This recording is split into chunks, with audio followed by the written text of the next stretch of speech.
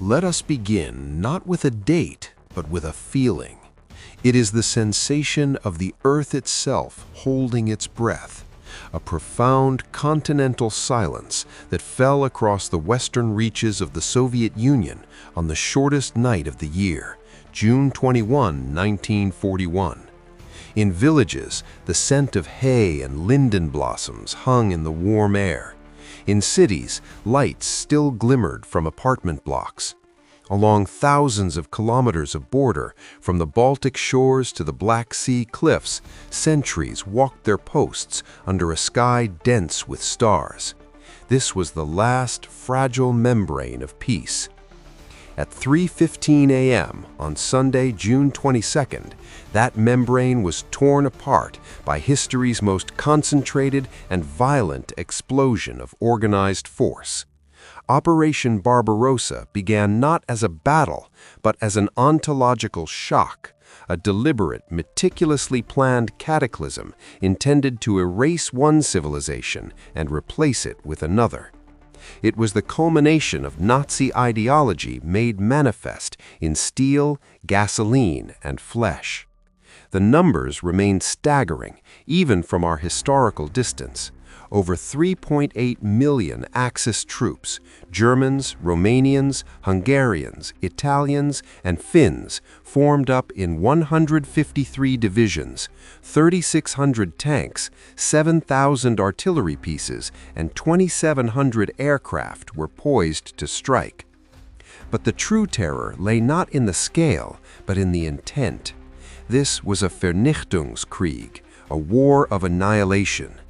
Accompanying the regular troops were the Einsatzgruppen, mobile killing squads with orders for the systematic extermination of Jews, communists, and the Slavic intelligentsia. The campaign was conceived not as a contest between armies, but as a racial, biological crusade. The goal was Lebensraum, living space, to be cleared through genocide and enslavement. The directive was clear: shatter the Soviet state, destroy its armies, and depopulate its lands. The German war machine, battle-hardened and confident from its victories across Europe, was unleashed with the certainty of a final solution. The dawn that Sunday was not heralded by the sun, but by a man-made hellscape. 10,000 artillery pieces opened fire simultaneously, a rolling thunder that shook the ground for hundreds of miles.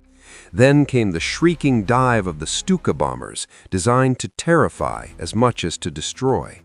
Finally, the panzer divisions, the sharp tip of the spear, lunged forward, crossing rivers and smashing through frontier barriers. The Luftwaffe had achieved near total surprise, and in the first bewildering hours, over 1,200 Soviet aircraft were destroyed, most on the ground, their pilots never reaching their cockpits. Communication lines were cut, headquarters were in chaos, and a fog of disbelief and paralysis descended on the Soviet High Command, stifled by Stalin's refusal to accept the reality of the invasion. The German plan, a masterpiece of aggressive tactics, unfolded with terrifying efficiency. 3 massive army groups drove deep into Soviet territory. In the north, Field Marshal von Lieb's forces raced toward Leningrad, the symbolic cradle of the revolution. In the south, von Rundstedt's armies pushed into the rich farmlands of Ukraine, aiming for the oil of the Caucasus. And in the center, where the main blow fell, von Bock's mighty group center, containing the elite panzer formations of Guderian and Hoth, barreled down the direct historical invasion route to Moscow.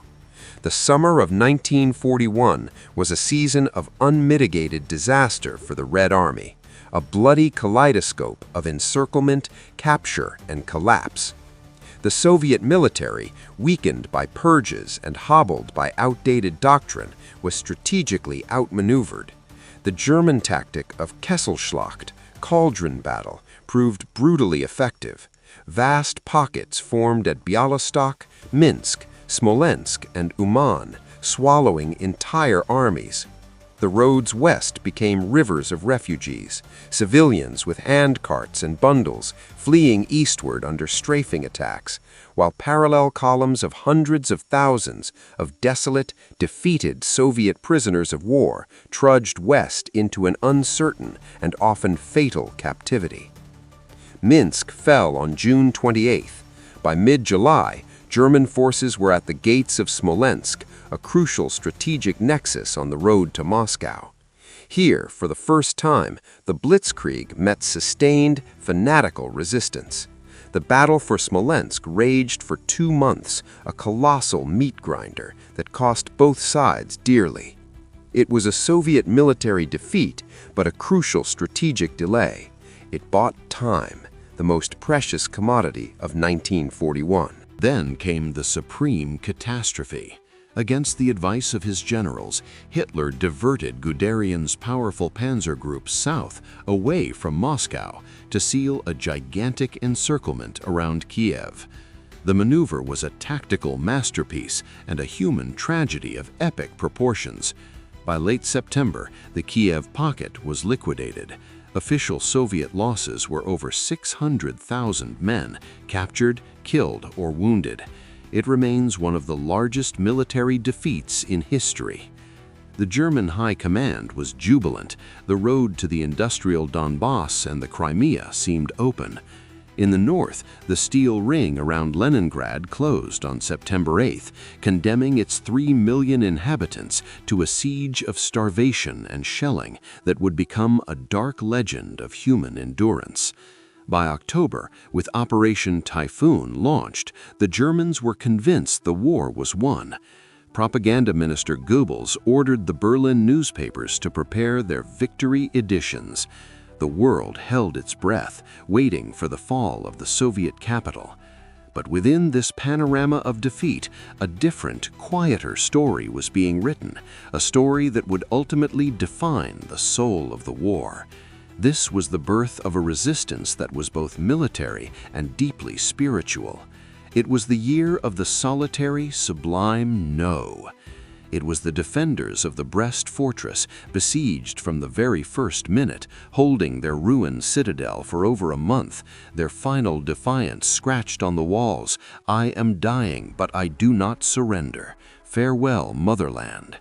It was the pilots over Moscow, like Viktor Talalikin, who rammed their burning planes into German bombers on the first night of the air raids. It was the elderly professor in Leningrad who slowly starved to death while guarding the priceless seed bank of the Pavlovsk experimental station, preserving the future's biodiversity.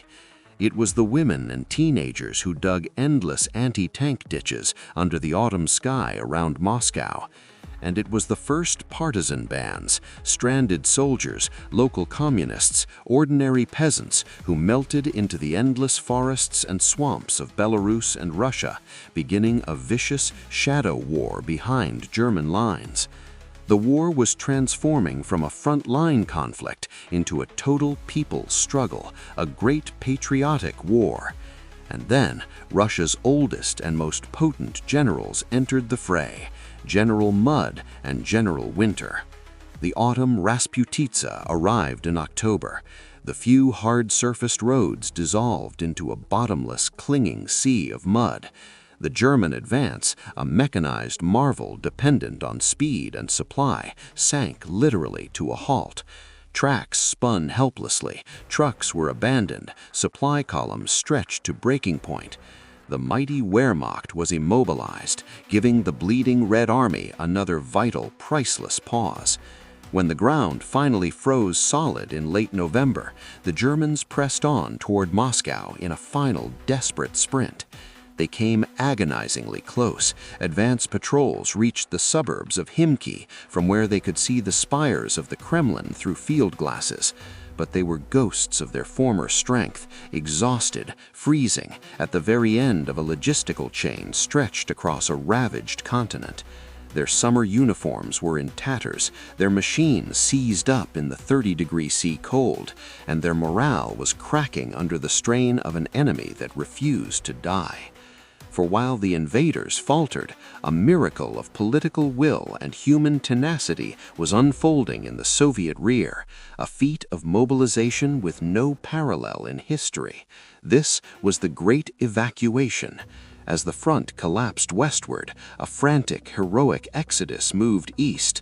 Between July and November 1941, over 1,500 major industrial enterprises, entire factories with their machinery, skilled workers, and even their roofs and walls were dismantled, loaded onto more than 1.5 million railroad cars, and transported thousands of kilometers to the Volga region, the Urals, Siberia, and Kazakhstan. They were reassembled in open fields, often in the dead of winter, and began producing tanks, planes, and shells within weeks. It was an industrial transplant that saved the state. Simultaneously, from the deep reserves of the interior came fresh, full-strength armies. Stalin recalled his Far Eastern divisions from the border with Japan, a gamble based on secret intelligence that Tokyo would strike south, not north. These Siberian troops were a different breed, hardy, superbly equipped for winter with felt boots, padded jackets, and white camouflage, and fueled by a fierce patriotism. They were the secret weapon no German planner had accounted for. The turning point arrived not with a fanfare, but with the bone-chilling wind of a Russian winter storm. On December 5, 1941, along a front stretching hundreds of kilometers around Moscow, the frozen earth erupted. The Soviet winter counteroffensive, meticulously planned by Generals Zhukov and Vasilevsky, was unleashed. It was not a limited attack, but a massive, multi-front assault. Siberian divisions, supported by the formidable T-34 and KV-1 tanks, whose robust design now came into its own, smashed into the overextended frozen German formations. The psychological impact was as devastating as the military one. The invincible Wehrmacht, the master of Europe, was not just stopped, it was broken, thrown back in a chaotic, humiliating retreat. For over 200 kilometers, the German front reeled westward. Towns like Klin and Kalinin were liberated. For the first time, the German soldier experienced the terror of encirclement, the panic of a collapsing front. The myth was dead. The photograph of a ragged, frost-bitten German prisoner, his eyes wide with shock, became a symbol as powerful as any victory parade. The year 1941 closed not with a final victory, but with something more profound, the redemption of survival and the birth of a terrible hope.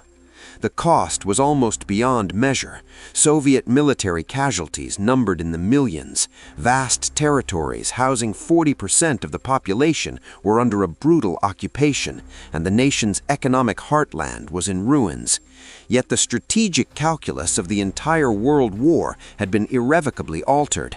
The German blitzkrieg, the strategy that had devoured nations in weeks, had failed. It had been ground down by sheer space, sacrificial resistance, and the Russian winter. The war was now condemned to be a protracted war of attrition, a battle of factories, resources, and national will, a contest for which the Soviet Union, with its vast depths and mobilized population, was grimly suited. More importantly, 1941 forged a new national identity in the crucible of suffering. The abstract idea of the Soviet state was seared into the hearts of its people as a concrete reality worth dying for. The shared trauma of that year, from the border at Brest to the trenches outside Moscow, created a common sacred narrative of defiance. It proved that the nation could absorb a blow that would have shattered any other European power, and not only remain standing, but find within itself the strength to strike back. The road ahead led to the even greater horrors of Stalingrad, the titanic clash at Kursk, and the long, bitter march to Berlin. But it was a road that now pointed forward. The darkness of 1941, so total and consuming, had been pierced by the first fierce light of a counteroffensive. That light revealed not the end, but the arduous, bloody path to a dawn that, for the first time, seemed possible. The year of the Great Retreat had ended. The year of the Great Patriotic War had truly begun. The darkest year had passed. The dawn of 1942 would be different. The beast was wounded, and the hunt was on.